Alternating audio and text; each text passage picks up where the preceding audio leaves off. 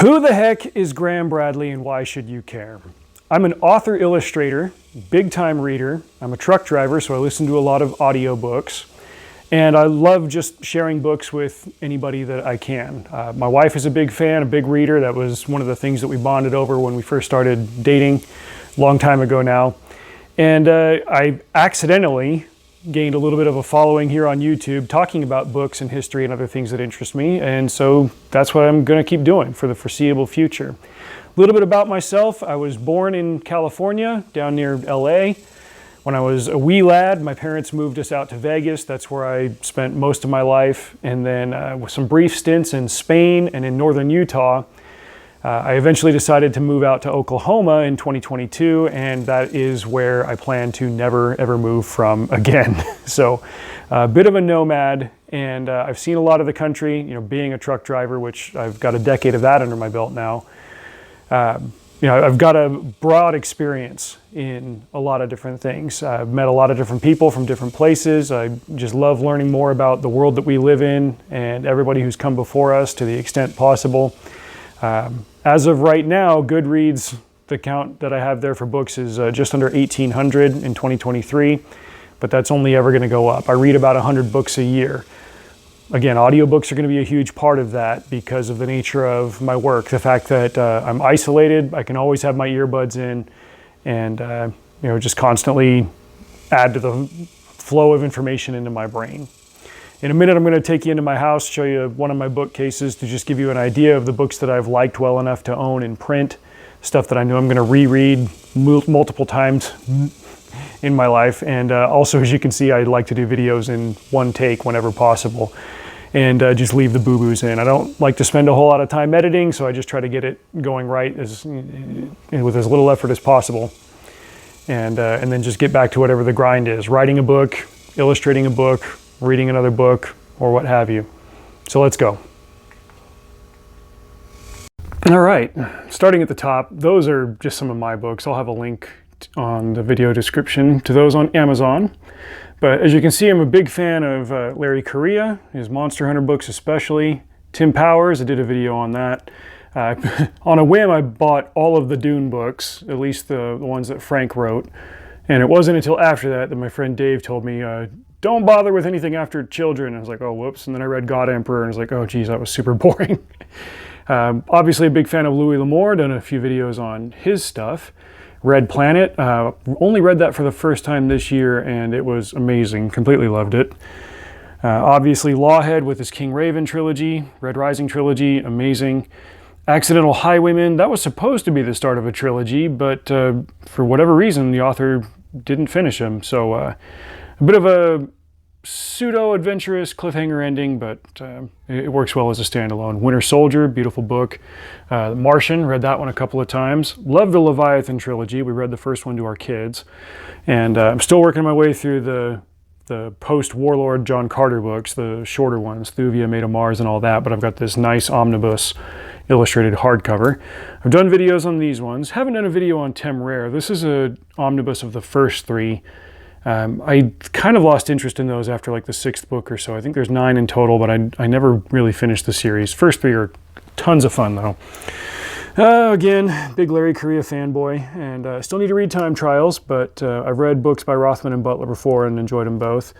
These ones, this is a really thick series. I need to actually reread those before I do a video on them, but DJ Butler is one of the more fascinating writers that I've known and gotten to talk to, and that's why I bought this series and have just enjoyed it thoroughly. But it's not for the casual reader. It is very dense and there's a lot to chew on. I do have the nice edition of Dune. I got the other ones in paperback, like I said, but I got this really fancy one. And of course, Michael Crichton played a huge role in my childhood. Down here, I keep some historical books and some thicker tomes and stuff. This one on Grant was really good. Mikola's a popular writer in my house. This Clausewitz book, I marked it and stuff for study, but I actually haven't finished that one. It's been, again, not a casual book, but it's one that I'll be studying and doing more long-form videos on. Some biographies and religious titles and stuff down there, more history stuff. Charles Mann, amazing writer. And then up here is where I kind of keep the hardcovers of some of the YA books that I felt have had a little bit more staying power. Stroud and Schusterman, both of those series right there in front of you are their Obras Maestra. I've got all of the Hunger Games books in English and Spanish. I am fluent in Spanish, have been for 2/3 of my life at this point. I don't get to read as much in Spanish as I'd like to. Maybe I'm just more easily entertained in English. I have to try a little bit harder when I'm listening to audiobooks in Spanish. It's not as casual as it would be in English. But yeah, I read those because I learn a lot of vocabulary for it. It helps me keep current now that I'm not in Spain and haven't been for a while. This series right here by Mike Resnick is excellent. Need to check that one out again and do a video.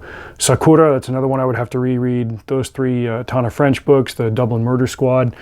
Got a lot of Dan Wells. I think Extreme Makeover was the last one of his that I read and really enjoyed. He's kind of gone in a different direction with his writing and doesn't tickle my imagination as much, but a lot of Gary Paulson books over there, another Crichton that I shelved over there instead of over here, like A, because that shelf is super full, but B, because it's a different size, and that's just kind of what my brain does. This series here by James Owen, the Imaginarium Geographica, is another one that it can reward the casual reader, but there is a lot of external knowledge, historical and literary and all that goes into them. And so it's one that if you were to stop and look up what he's referring to or the historical figures that pop up in this fantasy time travel series, it would take you a lot longer to read it. I've read them all the way through once. I've read some of them twice, but I'm due to read them again just for that reason. And I've liked a lot of April Lynn Pike's books. As far as I know, she's on a hiatus right now. I think she had some medical stuff going on and got a job doing some technical writing, but I've liked hers. There's a couple of my Sandersons, but we'll get over to the rest of his stuff later. Down here I keep a lot of historical things, some nonfiction, generally historical though, especially a lot of American history. This one here, it's kind of hard to see because of the gold filigree, but the Roman or Enemies. Pierce Brown recommended that one, and his Red Rising trilogy is very heavily based on Roman history and stuff, and I was interested in learning more about what inspired his work. Down here we keep a lot of our classics: Verne, Dumas, Shakespeare, Austen, Grimm, Tolkien, Lewis, Irving, etc. And then over here, a lot of these are textbooks and stuff that my wife got from college. She's got a degree in fashion design and art, more religious titles, random historical ones.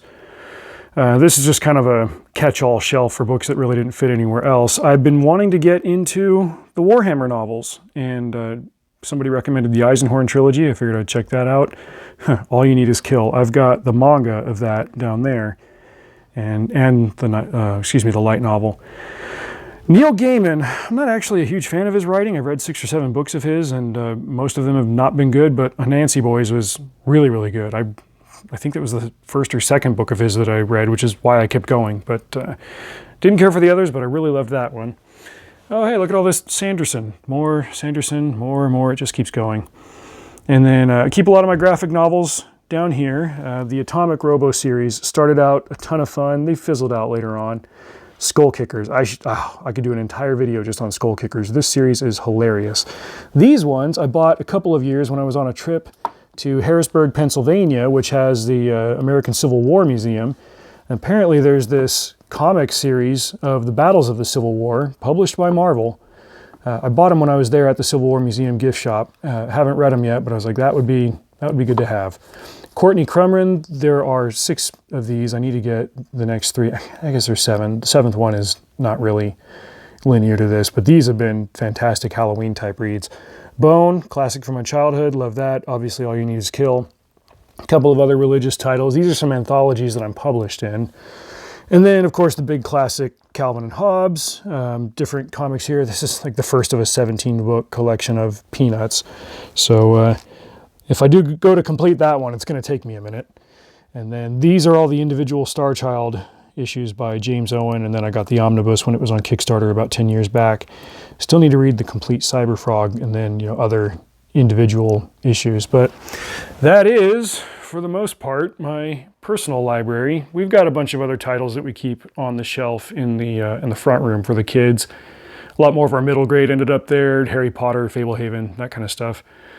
But that is what I like. That's what I'm about. And this is just a small sample of the stuff that I read and that I've enjoyed well enough to own in print. In any given year, if I'm reading 100 books, maybe 15 to 20 of them will be in print, and a significantly larger amount will be via audio. Again, just as the nature of my work, but that's how I get most of my reading done, and it's how I entertain myself and broaden my knowledge base, my understanding of the world. And I'm always on the lookout for a recommendation of something good. So if you've watched this far and you want to recommend a good book to me, drop it in the comments. Till next time, drive safe. See you out there.